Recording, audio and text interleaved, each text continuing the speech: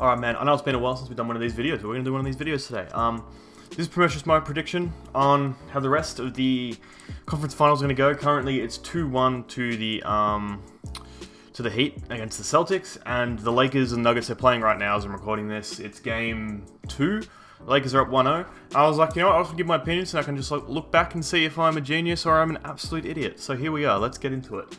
I'm going to start with the West, because I think the West is the easiest one to sort of predict here. I mean, the Lakers are going to win.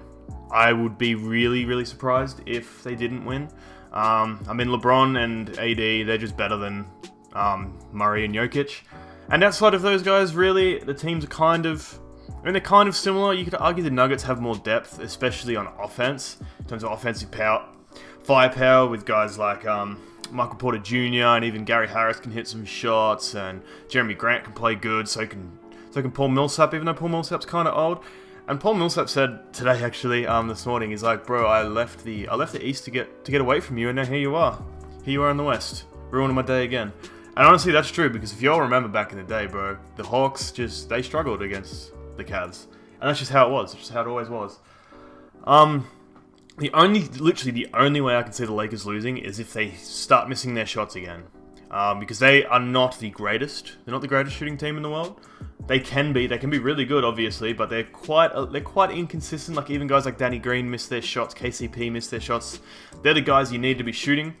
But their biggest asset right now is playoff Rondo. They basically have got a third, sort of like borderline. I'd say in the playoffs he's like a borderline all-star guy. Sure, his numbers aren't there, but if you're watching the games, you'll know that Rondo is balling the hell out, bro. Like, it's not even close. It's kind of crazy how he's doing it. And outside of that, I mean, the Lakers don't really have much problem apart from their shooting. That's all I can say.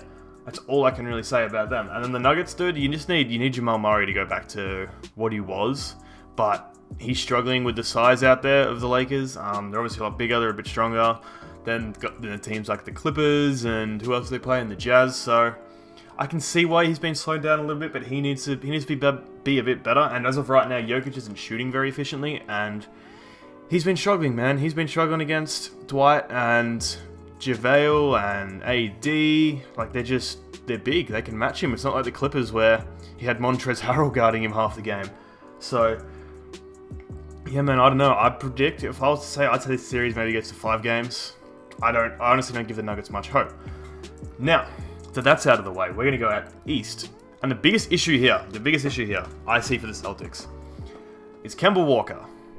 He's been good in the last 2 games, but in the bubble as a whole, he has really struggled to shoot the ball. He's really struggled. He's hit his clutch shots. I'll give him that. I've watched most of their games. He has hit his clutch shots.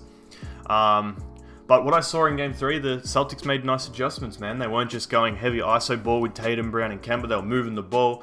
Gordon Hayward obviously helps with that because he helps the spacing, and he's a bit more of a threat than having someone like Daniel Tice sitting on the perimeter. You know what I mean?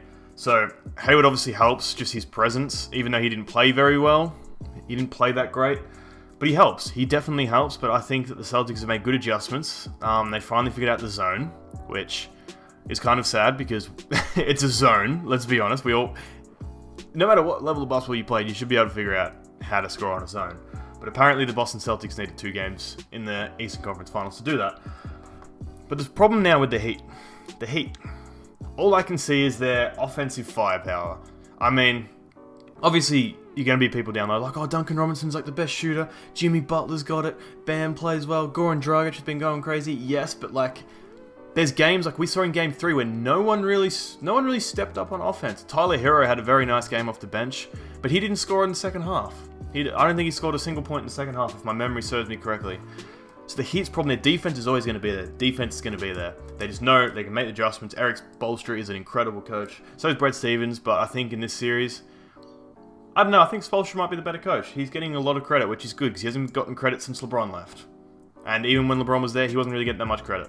He was actually getting criticized, but now he's got some respect on his name, bro. It's good to see. But the Heat, man, I just don't know. They definitely have the depth. They have incredible depth. Every one of those guys in their rotation could be a starter on the Charlotte Hornets. That's just like the best example that came to my head. The Celtics do not have good depth. They really like seriously drop off after like a guy like Smart and Hayward. Like they just drop off. Robert Williams is playing good, but he's not getting any playing time in this series. They're playing Grant Williams instead. I would say they're playing the wrong Williams, but I'm not an NBA head coach, but that's just my opinion. And if I had to predict this series, I really don't know. I really don't know which direction this is going to go. I can see the Heat making their adjustment straight away and going bang, they win this in 5. And I can also see the Celtics just continue, bro, because they've had big leads in every game, and if they can just hold on, they've proven that they can get in front. They just haven't proven that they can keep it all the time. So I can see this series going either way. I think we're going to have a 6 at minimum game series, if I'm going to be completely honest. I would probably say... See, I want the Heat to win, but I'm going to have to say Celtics in 7. I feel like the Celtics are going to get done in 7. I think Tatum's been playing well. Jaylen Brown's been well. Marcus Smart has been incredible. All those like offensive jokes and memes about him, they're gone, bro. He can shoot. He can attack. He can handle the ball. He can play off the ball. He does all these hustle things on defense. Marcus Smart has been absolutely incredible for the Celtics, and I wish he was on my team.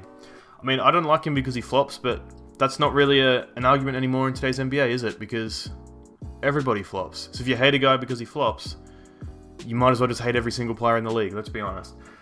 That's going to be my prediction. I think the Lakers in 5. I'm going to say the Celtics in 7. As much as it pains me to say, but the Celtics are going to get it done in 7, I would think.